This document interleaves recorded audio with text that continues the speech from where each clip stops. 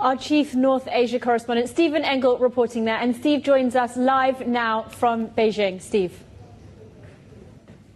Yeah, that's right. It's great to be back in my old stomping grounds of Beijing. And I want to, of course, now bring in our next guest who can talk a little bit more about these policies that I just outlined that we're going to be likely addressing all this week, including, of course, tomorrow we'll be out in the Tiananmen Square outside the Great Hall of the People, where the CPPCC, the big advisory body to the NPC, will kick off its gathering, followed on Wednesday by the work report from Premier Li Qiang, where we'll get the outline, hopefully, of those stimulus measures to sort of counter that deflationary pressures. You are absolutely right, Rebecca. There is some momentum in the Chinese economy right now, and I think a lot of participants are looking for some policies to kind of maintain that momentum. Let's begin. Kerr Gibbs, he is the former president of the American Chamber of Commerce Shanghai, also the author of this book, which I'm holding in my hands right here, Selling to China. Well, you're the editor of it, Kerr. You compiled a lot of experts that we all know, whether it's Bill Russo from the automobile industry, Mark Fisher on sports, Ken Jarrett, and dedicated to our mutual friend, of course, Bob Theline, the late Bob Theline. What are you taking away on this NPC? How consequential will it be for the Chinese leadership to stimulate and reflate this economy? Yeah, thanks, Steve. It's good to be with you again here. The NPC, I mean, this year is probably the most consequential NPC that we've seen. I know you've covered this for many, many years, and I've been watching it for years as well. This is something especially foreign businesses look at very closely. I mean, the decision-making process in China is, of course, very opaque. We all know that. But the NPC is actually a really good opportunity as a communication vehicle. A lot of people say, oh, it's a rubber stamp legislature and, not a real decision-making body.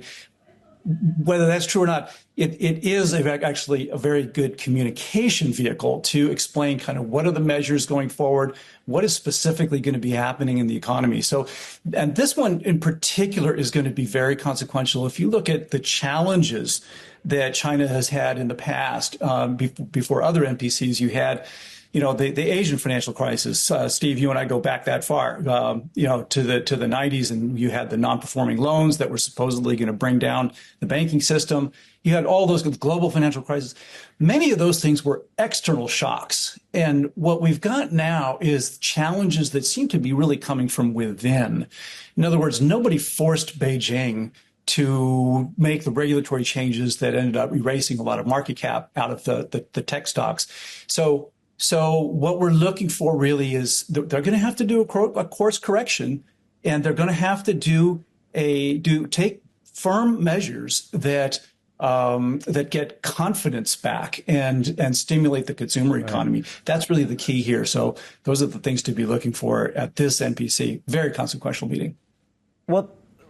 Well, then let's look at it through the lens of foreigners trying to do business in this environment with the increased bifurcation of trade and policy uncertainty, both in China as well as in the United States. When there's policy uncertainty, investment money stays on the sidelines. And we all know that the heady days of billions and billions of dollars of profits for big American companies in China are perhaps over. What would you like to see out of Li Qiang's work report that could possibly lend confidence to American companies that want to pick up investment here instead of continually staying on the sidelines and potentially losing more market access and profits?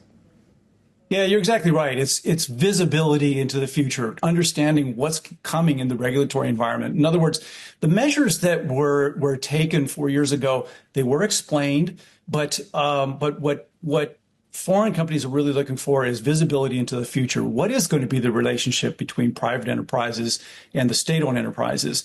What is this economy really going to look like going forward?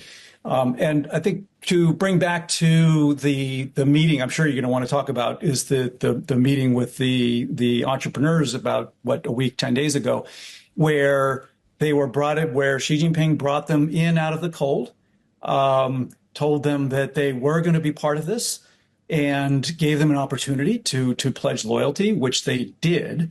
But that group is going to be the same as the foreign companies. In other words, we're going to be looking for what are the concrete measures that really put some meat behind those words. So words are one thing, but actions are another. So they're going to be looking for concrete measures that show what is the role of the private enterprises in the economy. Then you mentioned the trade picture. I mean, that really is the problem, isn't it, Steve? I mean, the international trade picture right now, you've got an odd situation where Chinese companies, if you look at their performance and quality, the type of innovation that's coming out of Chinese companies right now, it's second to none. It's fantastic. So I would say corporate performance is actually really good. The problem is available markets. And you're looking at China right now doing extremely well in a lot of markets that don't matter as much. In other words, they're doing very well in Latin America, Africa, but it's a struggle right now because of the tension that we have. We've got a struggle in North America, of course. You mentioned the tariffs. The relationship with Europe is not the best. So those are the things that are going to be challenges for the leadership in China right now, and what's going to have to be addressed by the NPC. Well, you mentioned that meeting between Xi Jinping and the tech entrepreneurs, and it kind of dovetails with Made in China 2025 initiatives to go higher up the value chain. You've also had developments in the last month on domestic innovation as far as DeepSeek and other cheaper models, but very efficient models on the AI space.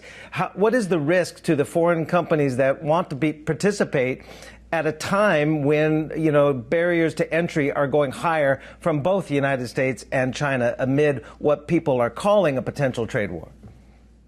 Yeah, you bring up a good point there about Made in China 2025. And I'm not sure if we're going to see it called out by name in the NPC, because they'd had a real PR problem when it was rolled out 10 years ago.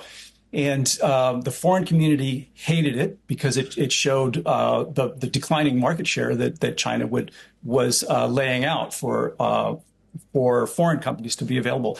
What's interesting about the Made in China 2025, though, Steve, is you mentioned our friend Bob Thelin. One of the things he used to say was there's another group in China that also hated Made in China 2025, and that's actually the Chinese entrepreneurs. They hated it. Why? Because they didn't like being told what to do. They liked kind of going their own way. And they felt that it was too heavy-handed of the government. I'm not saying all, but that was sort of a general feeling within the entrepreneurial community. Now we're in a different period. I think what we've seen is there's no question but that they're going to, despite the meeting that they had last week or 10 days ago, they're not going to be given the free rein that they've had in the last 10, 15, 20 years. And so that's going to be changing. What we might see in NPC is, even if we don't see Made in China 2025 referred to by name, I think this will be a good opportunity for the leadership to declare victory on that plan. Yeah. And I think that they wouldn't be wrong. I've looked at the plan is actually very quantitative, so it lends well to a quantitative measure. And I've seen that they've come up with a number about 86%, giving them a solid B+. I would agree with that. I would say, looking at those industries that they mapped out to have significant market share for domestic companies, new energy vehicle, the electric vehicles, batteries, all of those kinds of things, the advanced industries. Noticeably, why did they get it 86% and not 100? Semiconductors is noticeably underperforming there. Right. Hey, Kerr, you obviously, when you were president of AmCham Shanghai, you knew a lot of these American CEOs that came over to run the China businesses, and it was oftentimes, a great career move. Would you say it's a little bit different these days, that it's more of a black mark potentially when you come here because the challenges are just so much more great to have return on sizable investments? Sadly, Steve, it is a black mark, and in a couple of different ways. I mean, politically, the tension between the United States and China, it's just out of control. The level of distrust, and so people who have spent a long time here in China, they are being asked questions whether they're of Chinese ancestry or not. They are being asked different questions now when they go back to the United States. The other thing is linked to performance. You're absolutely right. I mean, what I'm seeing is a I'm actually seeing some specific companies and executives that I know are high performing, but they are now in a low performing market. And so they're getting the blame. And so it kind of reminds me, Steve, of what the playwright George Bernard Shaw used to say about his critics. The critics, you say, my plays were never as bad as my critics said they were, but they were never as good as the critics said they were either. And I think that actually applies to the China market. Back in the go-go days when we were experiencing, double-digit growth, you'd have executives come out from headquarters, and the China ticket was absolutely the ride straight into the boardroom. They'd come out to China, and whether these people, I'm not saying they were not competent, but whether they showed any flashes of brilliance or not, they would spend 2, 3, 4 years in the China market, and then they'd go back to headquarters as conquering heroes.